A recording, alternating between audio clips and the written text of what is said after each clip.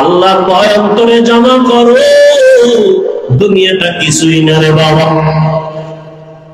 আমি যে এতক্ষণ চিল্লাইয়া বয়ান করতেছি, একবারও কিন্তু বলি না ও জনমের মুসলমান আমার মতো টুপিওয়ালা হও, দাড়িওয়ালা হও, মাদ্রাসায় যাও, স্কুলে তালা লাগায় দাও, একবারও বলিনি।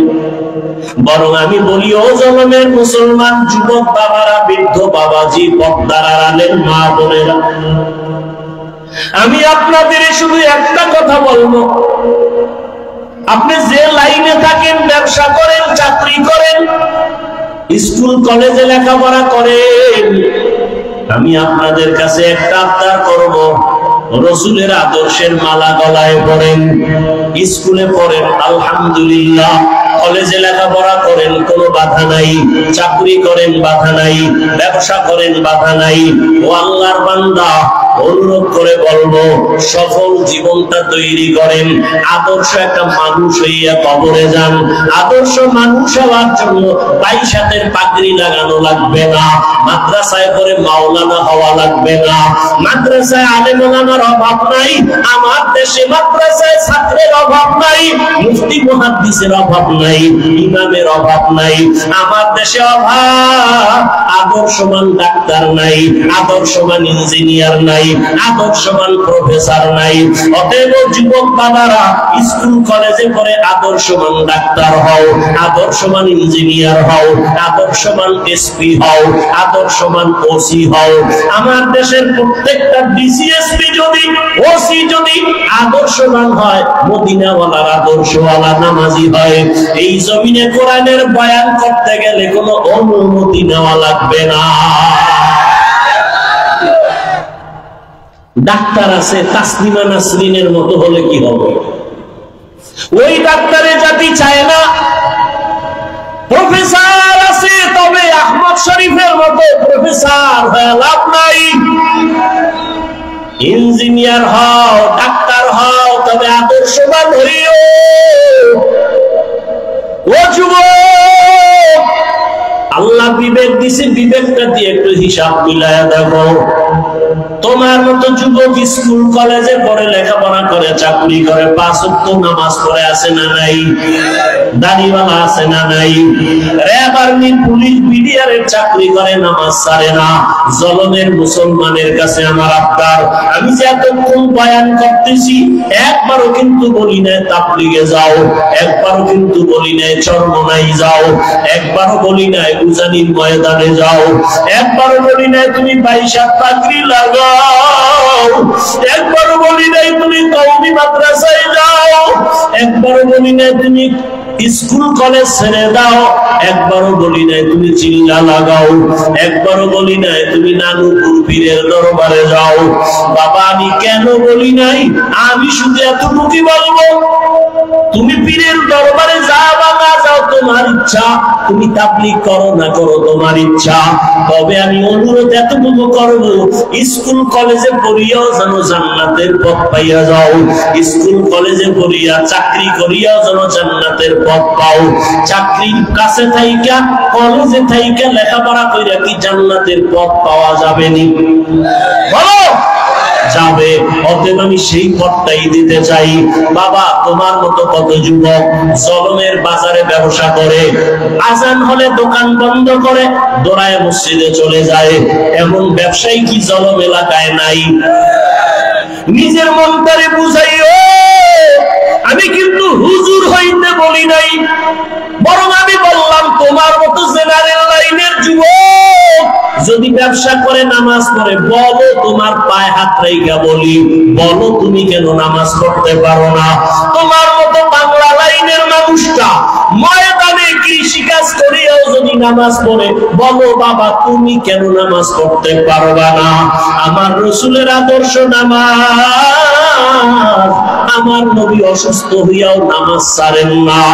ও আল্লাহর বান্দারা, ও যুবক বাবা, তোমার মতো যুবক ওসি ডিসিএসপি 5 ওয়াক্ত নামাজি নাই? তোমার বিবেকের কাছে জিজ্ঞাসা করো, তুমি কেন পারবা না?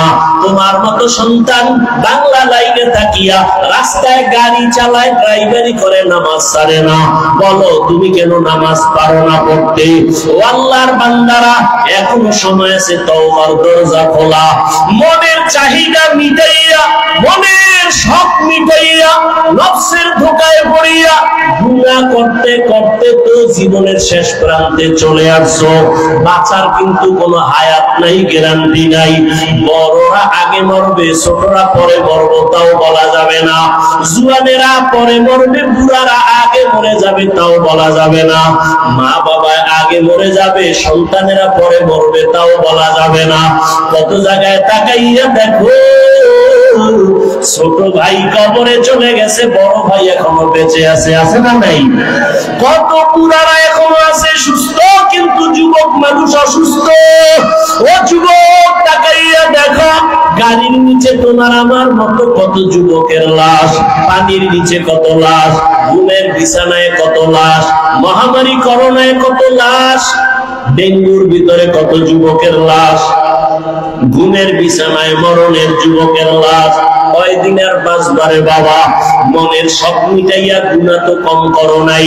মনে চাইছে নামাজ পড়বা না, কতবার নামাজ ছাড়লা।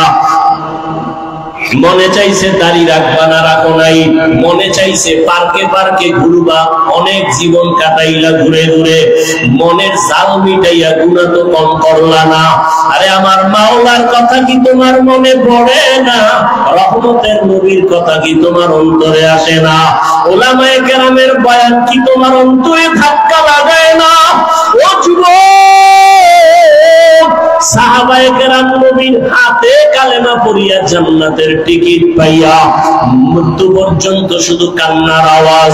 আল্লাহর আদালতে কেমনে দাঁড়াইয়া জবাব দিব?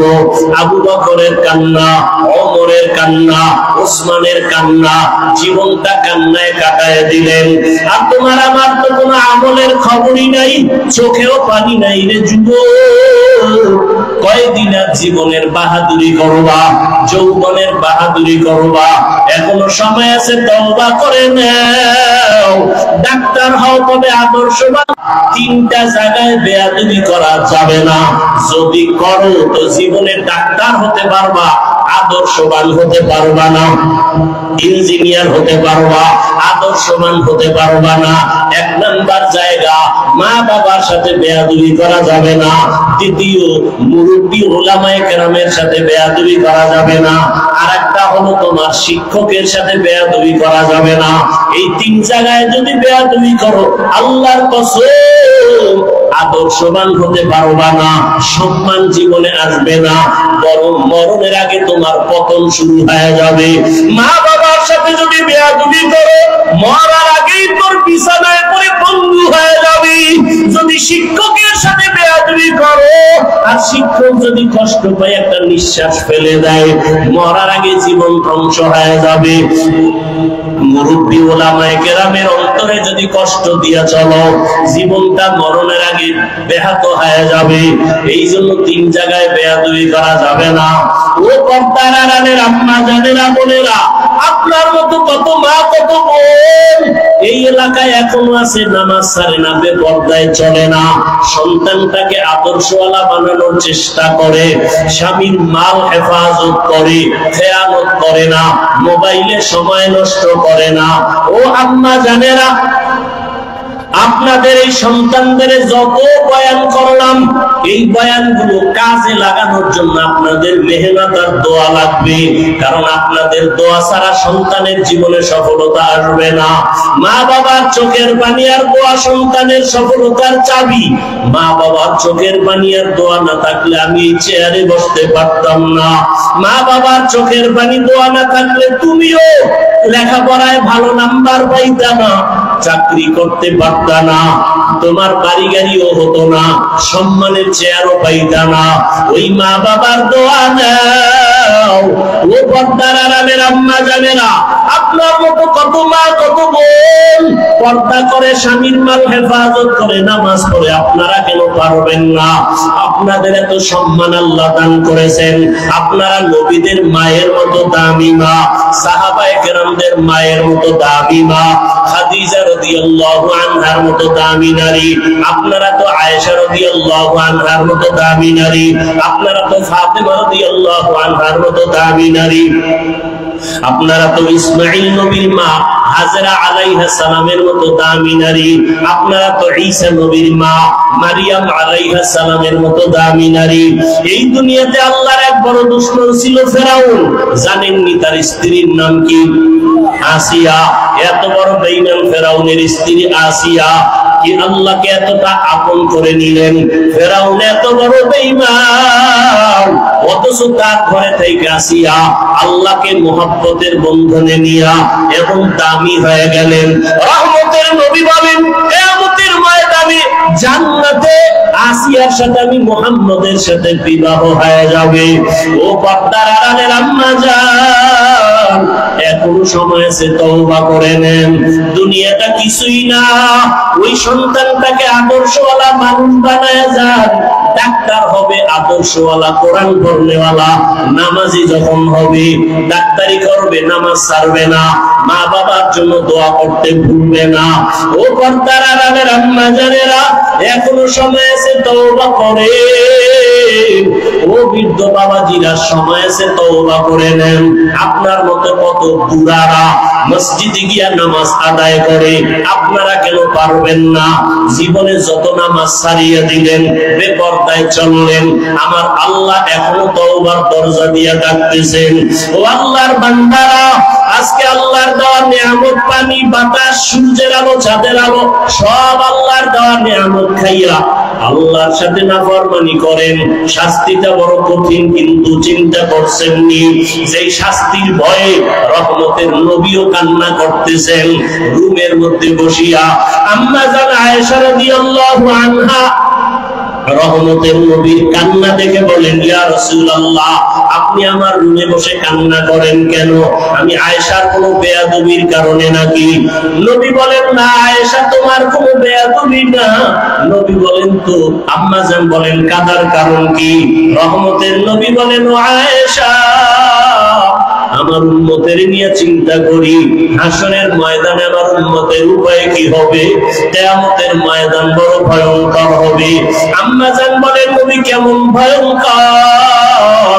ও জনমের মুসলমান বাবারা, পর্দার আড়ালের মা বোনেরা, রহমতের নবী বলেন, ও আয়েশা, হাসরের ময়দানে মানুষগুলো সব উলঙ্গ দাঁড়াবে, নারীরাও উলঙ্গ, পুরুষেরাও উলঙ্গ দাঁড়াবে। সূর্যটা মাথার উপরে চলে আসবে। সূর্যের গরমে গুনাহগারের মাথার মগজগুলো ভাতের মারের মতো ফুটবে। ওদিকে জাহান্নামের আওয়াজ, জমিনটা থরথর করে কেঁপে উঠবে। আমার আল্লাহ রাগ হয়ে বলবেন, লিমানিল মুলকুল ইয়াউম লিল্লাহিল ওয়াহিদিল কাহ্হার। আল্লাহ রাগ হয়ে যাবেন, মানুষগুলো পাগলের মতো হবে। ও আয়েশা, এতটা ভয়ঙ্কর হবে হাসরের মাঠ, আল্লাহর আদালতে কেউ দাঁড়াবার সাহসী পাবে না। নবীদের কোনো গুনাহ নাই, সেই নবীরা হাসরের ময়দানে কান্না শুরু করবেন। আদম নবী কাঁদবেন, নিজের উপায় কি হবে? ঈসা নবী কাঁদবেন, কি উপায় হবে? মুসা নবী কান্না করবেন, কি উপায় হবে?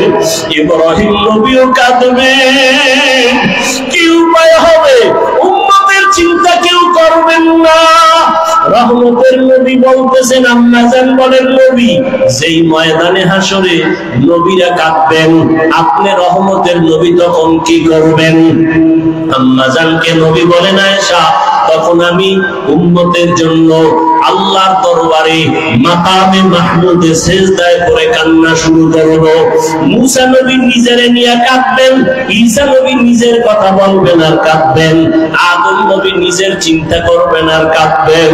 আর আমি এমন রহমতের নবী, আমি আমার মাওলার দরবারে সিজদায় পড়ে কাঁদবো, একবারও আমার চিন্তা করব না।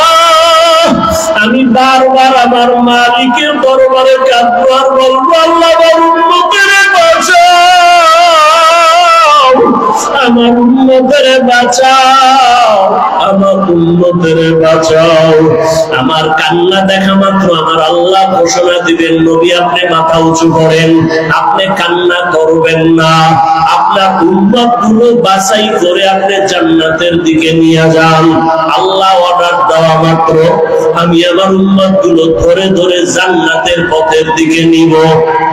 আম্মা জান আয়েশা রাদিয়াল্লাহু আনহা বলেন, ইয়া রাসূলুল্লাহ, হাসরের মাঠে কোটি কোটি মানুষ, মুসা নবীর উম্মত, ঈসা নবীর উম্মত, আদম নবীর উম্মত, ইব্রাহিম নবীর উম্মত, আপনার উম্মতকে চিনবেন কি করিয়া?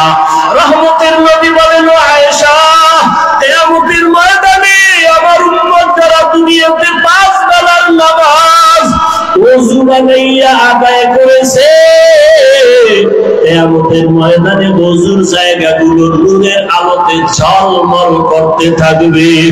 আমি আমার উম্মতগুলো দেখা দেখা দইরা দইরা নিয়া হাউজে কাউসারের কিনারায় দাঁড় করাইয়া আমি নবী নিজের হাতে আমার উম্মতের এক এক পেয়ালা করে হাউজে কাউসারের পানি দিব। আমার উম্মত পানি পান করবে, এক এক পেয়ালা দিয়া এক এক উম্মতকে বিদায় করব। এক পর্যায়ে হঠাৎ লাইনে আমার উম্মত অনেক দাঁড়ানো থাকবে, মাঝখানে পর্দা পড়ে যাবে। আমি বলবো, ফেরেশতারা, আমার উম্মতের লাইনে এখনো বাকি, পর্দা ফালাইয়া দিলা কেন? তখন ফেরেশতারা বলবে, ইয়া রাসূলুল্লাহ, এরা আপনার আসল উম্মত না। এরা দুনিয়াতে আপনি চলিয়া যাওয়ার পরে আপনার সুন্নতের জবাই করেছে, উলামায়ে কেরামের বয়ান শুনে নাই, দাড়ি রাখার বয়ান শুনিয়াও রাখে নাই, নামাজ পড়ে নাই, পর্দা করে নাই, হালাল ব্যবসা করে নাই, জুলুম করিয়া গুনাহ করিয়া জীবন নষ্ট করে ফেলেছে। আল্লাহর নবী বলেন, আয়েশা, তখন আমি আমার ওই 2 নাম্বার গুনাহগার উম্মতদের ধমক দিয়া আমি বলবো, সরকান সরকা লিমান গায়্যারা মিন বাদি, আমার সুন্নতের যারা জবাই করছো, আমার দাঁত ভাঙ্গা দিন যারা হেফাজতের চেষ্টা করো নাই, নামাজ পড়ো নাই, তোমরা আমার উম্মত না। সাথে সাথে গায়বী আওয়াজ আসতে থাকবে, এদেরকে জাহান্নামের শিকল লাগাইয়া দাও। وسيق الذين كفروا إلى جهنم زمرا حتى إذا جاءوها فتحت أبوابها وقال, জাহান্নামের আগুন কত ভয়ঙ্কর, সূর্যের গরম সহ্য করতে পারো না রে বাবা, একটা বেতের বাড়ি সহ্য করা যায় না। কিয়ামতের ময়দানে সূর্য মাথার উপরে যখন আসবে, কেমন করে সহ্য করবারে যুবক? পায়ে হাত রেখে বলি, এখনো তওবা করে নাও। জীবনে তো দাড়ি কম কাটো নাই, বেপরদায় কম চলো নাই, জীবনে তো গুনাহ কম করো নাই, আর কত মরণের ভয় কি অন্তরে আসে না? এখনো যদি তওবার নিয়ত থাকে, তওবা করো, মনে মনে আমার আল্লাহকে ডাকো, হে মালিক। এই ময়দানে মনে হয় আমার মতো গুনাহগার আর কেউ নাই। আমার মা বাবা কেউ জানে না আমি কত বড় গুনাহগার, আমার স্ত্রী জানে না আমি বড় অপরাধী, আমার সন্তান জানে না আমি কত বড় অন্যায়কারী। ও আল্লাহ, তুমি জানো আমার হাতের দ্বারা কত গুনাহ করেছি। ও আল্লাহ, তুমি জানো আমার চোখের দ্বারা কত গুনাহ করেছি। ও আল্লাহ, তুমি জানো আমি জবানের দ্বারা কত গুনাহ করেছি। ও আল্লাহ, তুমি তো জানো অন্ধকারে বসিয়া বাতি বন্ধ করিয়া কত গুনাহ করেছি। মনে হয় জানো গুনার কারণে আমার হাত না পাক, আমার চোখ না পাক, আমার জিহ্বা না পাক, আমার অন্তর না পাক। ও আল্লাহ, জানি না কোন দিন আজরাইল হাজির হইয়া যায়, কোন দিন জানি আমার সন্তান খুঁয়া কবরে যায়। আরে আজরাইল আসলে আমার সন্তানেরা আব্বু আব্বু বলিয়া ডাকবে, আমার জবানে আর আওয়াজ হবে না। আমার মা বলবে আমার সন্তান, আর আওয়াজ দেওয়া যাবে না। আজকে বলি আমার বাড়ি, আমার গাড়ি, আমার টাকা, আমার কিছুই তো আমার না। সাদা কাপড়ে প্যাকেট বানাইয়া ওই বান বাগানে রাখিয়া সবাই চলিয়া যাবে। আজকে আমার ডাইনে বামে সামনে পেছনে কত ভক্ত, কত বন্ধু। মরণটা যখন হবে কেউ নাই, কেউ নাই, কেউ নাই। অন্ধকার আর অন্ধকার আর অন্ধকার। ও আল্লাহ, তুমি তুমি ছাড়া আমার কেউ থাকবে না, তোমাকে না নিয়ে আর কবরে যাব না। ও আল্লাহ, শয়তানের ধোঁকায় পড়ে বহু অন্যায় করেছি, আজকে তওবা করে নিলাম, আর গুনাহ করব না, নামাজ ছাড়ব না, বেপরদায় চলব না, দাড়ি কাটবো না, মা বাবার সাথে বেয়াদবি করব না, উলামায়ে কেরামের দোয়া নিয়া নবীজির আদর্শ মতো চলবো, শিক্ষকের দোয়া নিয়ে চলবো, মুরব্বীদের দোয়া নিয়ে চলবো, মা বাবার দোয়া নিয়ে চলবো। ও আল্লাহর বান্দারা, জানি না ময়দানে কারা ইয়তীম, কোন বান্দা এখানে আছো বাবা নাই, কে জানি আছো মা নাই। ওরে যার বাবা নাই তার দোয়ার দরওয়াজা একটা বন্ধ, যার মা নাই তার দোয়ার দরওয়াজা কোনটাই বন্ধ। ওই মা বাবার জন্য দোয়া করো, চোখের পানি ছাড়ো। কান্না যদি না আসে, কান্নাওয়ালার কাছে গিয়া দোয়া চাও, কান্নাওয়ালার দোয়া খালি ফেরত যাবে না। ও আমার যুবক বাবারা, মায়েরে কত কষ্ট দিয়েছো, আজকে কত মানুষ মোনাজাতে কান্না করে, তোমার চোখে কেন পানি নাই? গুনার কারণে বুঝি আল্লাহ বেজার হয়ে গেল। তাড়াতাড়ি বাসায় যাইয়া মায়ের থেকে ক্ষমা নাও। মা যদি বাঁচিয়া থাকে, ঘরে গিয়া বলবা, মা জীবনে কত বেয়াদবি করেছি, আজকে বোধহয় তুমি আমার উপরে রাগ করে আছো, এ কারণে ময়দানে চোখে পানি আসলো না। মা, আমি তওবা করে আসছি, আর বেয়াদবি করব না। তুমি আমাকে মাথায় হাত দিয়া দোয়া করে দাও। যদি মাকে বলতে পারো, দেখবা মায়ের চোখে পানি চলে আসবে। মা ডাক দিয়া বলবে, আরশে আজিমের মালিক, আমার কলিজার সন্তানটাকে তুমি মাফ করে দাও। আমি মা দোয়া করি, ওকে কবুল করে নাও। মায়ের দোয়া, বাবার দোয়া ছাড়া কোনদিন সফলতা আসবে না। যার বাবা নাই সে জানে বাবা কত বড় মাথার উপরে ছায়া ছিল। যার মা নাই তাকে জিজ্ঞেস করুন, মা কত বড় রত্ন। ওই মায়ের যারা কষ্ট দিয়ে কাটাইছো, কপাল পুড়িয়ে গেছি। ওই বাবার সাথে যারা বেয়াদবি করেছো, কপাল বুঝি পুড়িয়ে গেছে। এখনো সময় আছে, তওবা করে নাও। মনে মনে আল্লাহরে বলো, আল্লাহ আর গুনাহ করব না, বেয়াদবি করব না, নামাজ ছাড়ব না, দাড়ি কাটবো না, বেপরদায় চলবো না। মা বাবার দোয়া নিয়া, শিক্ষকের দোয়া নিয়া, উলামায়ে কেরামের দোয়া নিয়া, নবীর আদর্শ মেনে চলবো। আল্লাহ সবাইকে তওবাওয়ালা জীবন দান করেন।